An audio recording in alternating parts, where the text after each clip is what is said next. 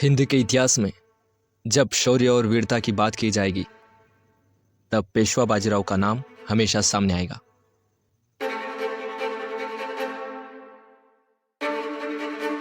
बाजीराव एक ऐसा नाम है जिसने योद्धाओं को सिखाया कि जीत कैसे हासिल की जाती है।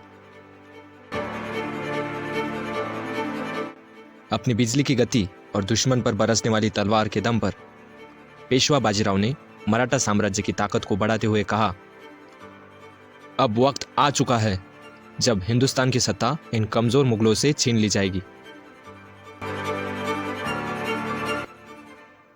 पेशवा बाजीराव एक ऐसे योद्धा थे जिन्हें उनके जीवन काल में किसी भी युद्ध में हराया नहीं जा सका। 20 साल तक मराठा साम्राज्य के लिए बाजीराव ने 41 से भी अधिक लड़ाइयां लड़ी और कभी भी उनकी तलवार को झुकना नहीं पड़ा।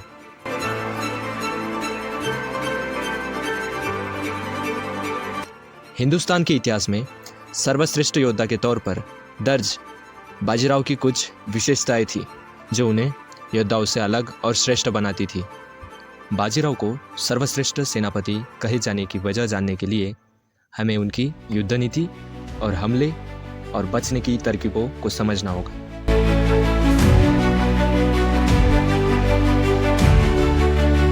कभी मुगल बादशाह औरंगजेब ने मराठा सिपाहियों को पहाड़ी चूहा कहा था।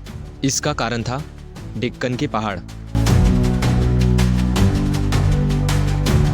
जिनमें छुपकर मराठा सिपाही आसानी से गौरिल्ला तकनीक से दुश्मन पर छापा मारते थे। बाजीराव ने इन टुकड़ियों का नाम हुजरत रखा था। बाजीराव ने डेक्कन नस्ल के बेहद उम्दा घोड़ों के साथ योद्धाओं को खास तरीके से तैयार किया था। इन टुकड़ियों में केवल घुड़सवार होते थे जो हल्की तलवारें और सदे हुए भाले लेकर आमने सामने की लड़ाई में तेजी से भारी नुकसान कर निकल जाते थे। इन योद्धाओं को राउत की उपाधि दी जाती थी।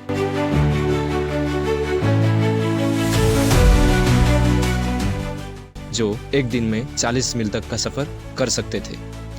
जब तक मुगलों को पता चलता तब तक ये सिपाही हमला करके निकल चुके होते थे।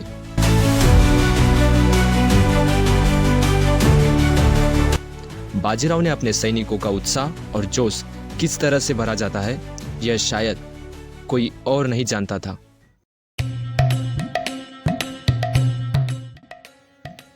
अपने भाई चिमाजी अप्पा को उन्होंने एक बार कहा था, रात सोने के लिए नहीं बल्कि ईश्वर ने बनाई है ताकि दुश्मन पर हमला किया जा सके।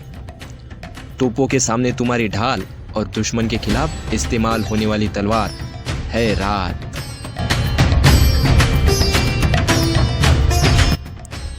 पेशवा बाजीराव की युद्ध कौशल को समझने के लिए उनकी लड़ी दो प्रमुख लड़ाइयों का उल्लेख करना आवश्यक है। 1728 की पालखेड़ की लड़ाई और 1737 की दिल्ली की घेराबंदी। मुगल सल्तनत के सबसे ताकतवर सिपा सलार डेक्कन के सूबेदार निजाम आसफ जहां ने छत्रपति शाहूजी महाराज के राज्य पर हमला बोल दिया। इसके जवाब में पेशवा बाजीराव ने सीधा निजाम की सेना पर हमला करने की बजाय महाराष्ट्र, मध्य प्रदेश और गुजरात के उन इलाकों पर हमला किया जो निजाम की सल्तनत का हिस्सा थे। निजाम को इस चाल का अंदाजा नहीं लगा और वह पेशवा की सेना का पीछा करने लगा। बाजीराव ने निजाम को अपने पीछे औरंगाबाद से 20 मील पश्चिम पालखेड़ की पहाड़ियों तक ले आया। बिना पानी के पालखेड़ की पहाड़ियों में निजाम फंस गया और उसकी सेना की रसद पेशवा ने रास्ते में ही हमले कर रोक दी।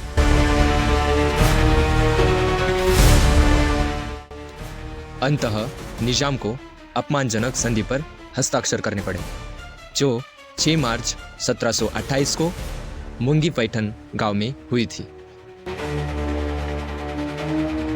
इस तरह की एक और बड़ी जीत पेशवा बाजीराव का इंतजार कर रही थी। दिल्ली में छत्रपति शाहूजी महाराज के समय मुगलों ने मराठा साम्राज्य को डेक्कन में 6 सूबों से चौथ वसूलने का अधिकार दिया था। चौथ एक संस्कृत शब्द है जिसका अर्थ होता है चौथाई और किसी भी राज्य को अपनी आमदनी का 1/4 हिस्सा चौथ में देना होता है। पेशवा बाजीराव ने 1737 में दिल्ली की घेराबंदी का निर्णय लिया। 12 नवंबर 1736 को पेशवा बाजीराव ने पुणे से 50,000 सिपाहियों के साथ मुगल राजधानी दिल्ली की ओर कूच किया। जंग की जानकारी मोहम्मद शाह को लगी तो उसने सादत अली खान और कई सूबेदारों को 1.5 लाख की फौज के साथ आगरा से निकलने के आदेश दिए ताकि बाजीराव को दिल्ली आने से रोका जा सके। पेशवा ने अपने सबसे अच्छे जनरल मल्हारराव होलकर और पिलाजी जाधव के नेतृत्व में 10,000 घुड़सवारों की एक एडवांस टीम भेजी ताकि दुश्मन को धोखा दिया जा सके। मुगल सेना ने मान लिया कि उन्होंने जीत हासिल कर ली है और जश्न मनाने लगे, लेकिन पेशवा की सेना चुपचाप मेवाड़ क्षेत्र से जाट राज्यों से गुजरते हुए दिल्ली के बाहर पहुंच गई। महज 50,000 सिपाहियों के बुते पेशवा ने मुगल सल्तनत को नाक रगड़ने पर मजबूर कर दिया और अंततः मुगलों को पेशवा से सुलह करनी पड़ी। यह लड़ाई वर्तमान में ताल कटोरा स्टेडियम के आसपास दिल्ली में 28 मार्च 1737 को लड़ी गई थी।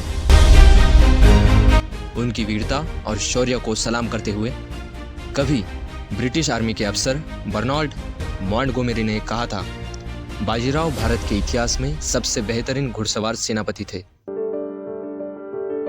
जिन्हें जीवन भर कोई नहीं हरा सका और जिन्होंने अंतिम सांस तक मौत के सामने डटकर सामना किया। ऐसे योद्धा का जीवन 28 अप्रैल 1740 को समाप्त हुआ। दुनिया भर में जब भी युद्ध कौशल और सैन्य रणनीति की बात होगी, पेशवा बाजीराव प्रथम का नाम सूरज की तरह इतिहास के पन्नों पर चमकता रहेगा। कवि गोपाल दास नीरज ने इस शौर्य गाथा के लिए लिखा है, मैं तूफानों में चलने का आदी हूँ, तुम मत मेरी मंजिल आसान करो। है फूल रोकते, कांटे मुझे चलाते, मरुस्थल पहाड़ चलने की चाह बढ़ाते। सच कहता हूँ जब मुश्किलें ना होती है, मेरे पग तब चलने में भी शर्माते।